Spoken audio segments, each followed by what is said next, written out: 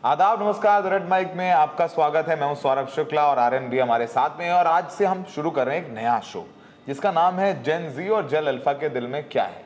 क्योंकि अब जेन जी का प्रदर्शन आपने देखा ही, जंतर मंतर पर केंद्रीय शिक्षा मंत्री का इस्तीफा हुआ, नया सख्त कानून बना, फिर आप देखिए झारखंड में प्रदर्शन, बिहार में प्रदर्शन, और अब सड़कों पर है जेन अल्फा। जेन अल्फा क्या बात कर रहा है? जेन अल्फा बात कर रहा है अच्छे स्कूल की। स्कूलों में शिक्षक नहीं, शिक्षक हैं तो क्लासरूम नहीं, क्लासरूम है तो प्रैक्टिकल के लिए संसाधन नहीं, और सब कुछ ठीक है तो स्कूल जाने का रास्ता नहीं, और रास्ता है तो और दूसरी समस्याएं, बिजली नहीं, टॉयलेट है तो पानी नहीं, पानी है तो टॉयलेट नहीं। ये सब कुछ चल रहा है। इसको लेकर के हर रोज बच्चे प्रदर्शन कर रहे हैं। हमें लगा कि रोज हम बात करेंगे जेन जी और जेन अल्फा क्या कर रहे हैं और कहां किस तरीके के प्रदर्शन हो रहे हैं। तो आज पिछले 24 घंटों में जेन जी और जेन अल्फा ने इस मुल्क में क्या किया, किन बातों को उन्होंने हमारे लैमलाइट में लेकर के आए, क्योंकि ये काम तो वैसे विधायक, सांसद, विपक्ष और पत्रकारों का है, लेकिन अब ये सब पत्रकार बन गए, बहुत अच्छी बात है। सिटीजन जर्नलिस्ट होना चाहिए, और वो जेन जी और जेन अल्फा हमारे सबसे अच्छे जर्नलिस्ट हैं। अपनी बात तो उठा रहे हैं कम से कम, और वो उठा रहे हैं तो हमें भी उठाना चाहिए। तो आर्यन भी हमारे जेन जी हैं दफ्तर में, तो आर्यन ने तमाम जो कुछ हुआ है उसको कंपाइल किया और उस पर एक एक करके हम बात करते हैं। तो आर्यन, प्रदर्शन लगातार चल रहा है। आज हमने देखा कि उत्तर प्रदेश, जो कि जिसे उम्मीदों का प्रदेश कहते हैं माननीय मुख्यमंत्री योगी आदित्यनाथ जी, उस उत्तर प्रदेश में छोटे बच्चे उन उम्मीदों की कलाई खोलते हुए नजर आए। पहले परसों हमने देखा कि सर्वोदय स्कूल के बच्चे लखनऊ में बैठे हुए थे, आज उन्नाव में प्रदर्शन हुआ। पूरा मामला क्या है? नवोदय स्कूल के बच्चे दरअसल प्रदर्शन पर बैठे थे, सड़कों पर उतर आए, करीब 2.5 किलोमीटर उन्होंने मार्च भी करी। हमीरपुर का मामला है, हमीरपुर साइड का। तो उनकी मुख्य मांग ये थी कि स्कूल में बेसिक सुविधाएं नहीं थी, खाना जो था उनके कैंटीन का वो बहुत ख़राब था। नवोदय तो डे बोर्डिंग है, मतलब बोर्डिंग स्कूल होते हैं जी। और उसके बाद जो उनके स्कूल जाने के रास्ते थे वो, उसको लेकर भी उनका काफ़ी ज़्यादा शिकायतें थी कि काफ़ी समय से वो लोग शिकायत कर रहे हैं। पेरेंट्स भी थे वहाँ पर, जब प्रदर्शन बच्चे करने पहुँचे तो वहाँ पर कुछ बच्चों के पेरेंट्स भी थे। तो चूँकि वीडियो जो है सोशल मीडिया पर काफ़ी वायरल हुई, सुबह से जैसे ही इंटरनेट खोला, ट्विटर स्क्रॉल करना शुरू हुआ तो सबसे ऊपर उन्नाव की ही वीडियोज़ आ रही थी। तो इसके अलावा उनकी बेसिक एक मांग ये थी कि स्कूल में जो टीचर्स हैं, टीचर्स की बहुत कमी है। काफ़ी समय से उनका जो कोर्स है वो भी एग्ज़ाम के पहले पूरा नहीं हो पाता है। इसको लेकर अभिभावक भी कई बार स्कूल प्रिंसिपल से शिकायत कर चुके थे, और भी तमाम तरीके। स्कूल वालों ने हालांकि आश्वासन दिया था काफ़ी समय पहले कि टीचर्स जो हैं बढ़ाए जाएंगे, लेकिन ऐसा कुछ हुआ नहीं। जिसके बाद आज वो लोग मार्च पर उतरे।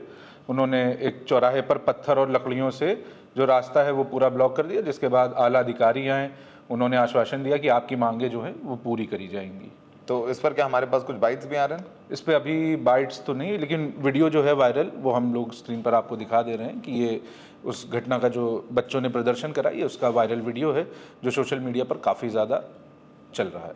बिल्कुल, देखिए किस तरीके से बच्चे 2.5 किलोमीटर मार्च करते हैं, और शिक्षक नहीं है, फिजिक्स केमिस्ट्री के शिक्षक नहीं है, हिंदी के शिक्षक है तो 4 शिक्षक हैं, अंग्रेजी का शिक्षक ही नहीं है। तो बच्चे सिर्फ हिंदी पढ़ के बन जाएंगे इंजीनियर, डॉक्टर? कैसे बनेंगे इंजीनियर, डॉक्टर? क्योंकि पढ़ाने के लिए फिजिक्स है ही नहीं। बच्चा तो कैसे क्लियर कर लेगा जेई का एग्जाम? कैसे कर लेगा वो सीयूईटी क्लियर? कैसे कर लेगा वो नीट क्लियर? और नीट कर लिया, सरकारी कॉलेज मिला, प्राइवेट कॉलेज में पैसे देने के लिए है उनके माता पिता के पास? नहीं है। दूसरी खबर क्या है? भोपाल से हम सुन रहे हैं कि भोपाल में भी बहुत जबरदस्त प्रदर्शन किया। भोपाल में दरअसल केवीएस और डीएमएस को लेकर विलय हो रहा है, तो उसको लेकर छात्र विरोध प्रदर्शन कर रहे हैं। डीएमएस दरअसल एनसीईआरटी की केंद्रीय विद्यालय संगठन, और डीएमएस को दरअसल बोला जाता है एजुकेशनल लेबोरेटरी, ठीक है, एनसीईआरटी की। तो ये लोग करते क्या है, साल 1965 से ये क्रम चला आ रहा है कि कुछ भी अगर नई चीज़ उन्हें लागू करनी होती है या फिर कुछ भी नया पैटर्न उन्हें लागू करना होता है तो डीएमएस में वो पढ़ाया जाता है। तो अब बच्चों की और अभिभावकों की, जो वहाँ पे पेरेंट्स हैं, उनकी चिंताएं ये हैं कि अगर ये हमारे बच्चों पर लागू होता है तो हमारे बच्चों के साथ एक्सपेरिमेंट हो जाएगा। कौन एक्सपेरिमेंट खुद के साथ करवाना चाहेगा या बच्चों के भविष्य के साथ खिलवाड़ करवाना चाहेगा? बाय चांस अगर वो फेल हो गया, वो चीज़ उतनी कारगर साबित नहीं हुई, तो जो एक चुनिंदा बैच है, जो बच्चे हैं, उनके भविष्य पर बात आएगी। तो ये मुख्य उन लोगों की मांगे हैं कि विलय न करवा के इसको पूरी तरह से एक अलग सिस्टम बना दिया जाए।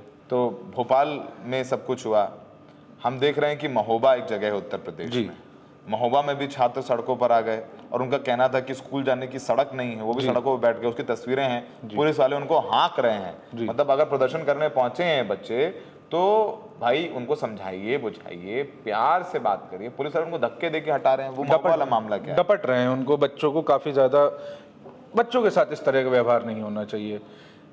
बच्चे हैं, उनके स्कूल जाने की सड़कें हैं खराब पड़ी हुई है। मतलब इलाके के लोग बताते हैं कि वहाँ पर एक दाल मिल है, दाल मिल के जो पानी है वो गंदा पानी रोड पर बहता है, ओवरलोडेड व्हीकल्स जाते हैं, जिनके चलते जो सड़कें हैं वहाँ पर बहुत ज़्यादा खराब हो जाती हैं और उनकी रिपेयर में, उनका जो रिपेयर है वो वाला काम होता नहीं है।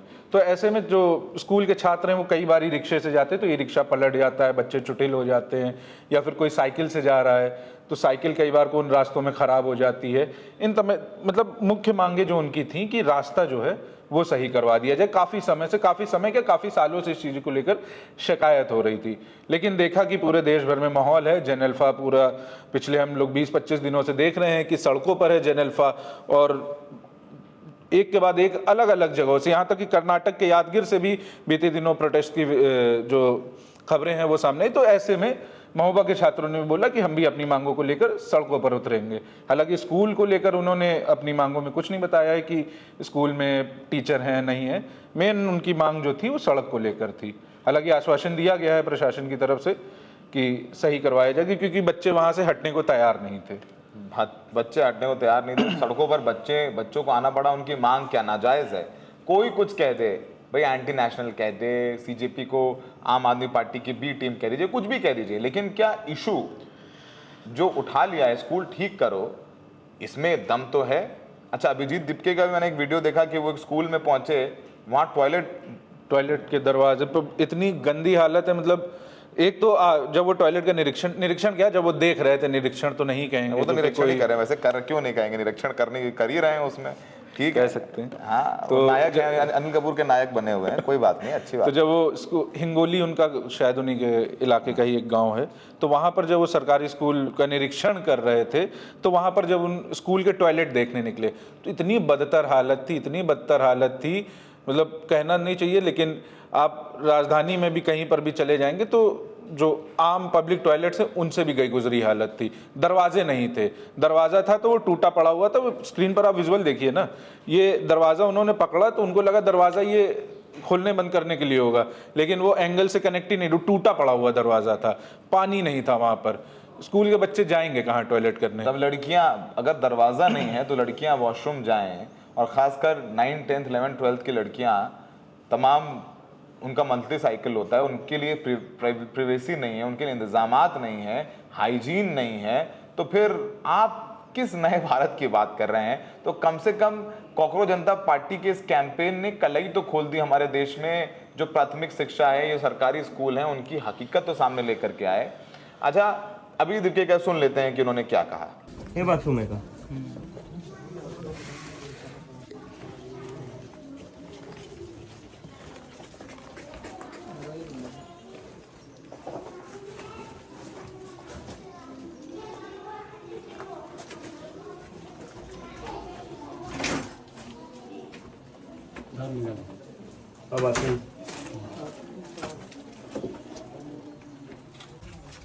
वापरच नाही आहे पाणी नाही वाटत. आणि ते मला माहिती आहे नेमकीच पीठ केली नळदी झाली. पाणी नाही. पाण्यामध्ये आळ्या झाल्यात, पाण्यामध्ये आळ्या झाल्या.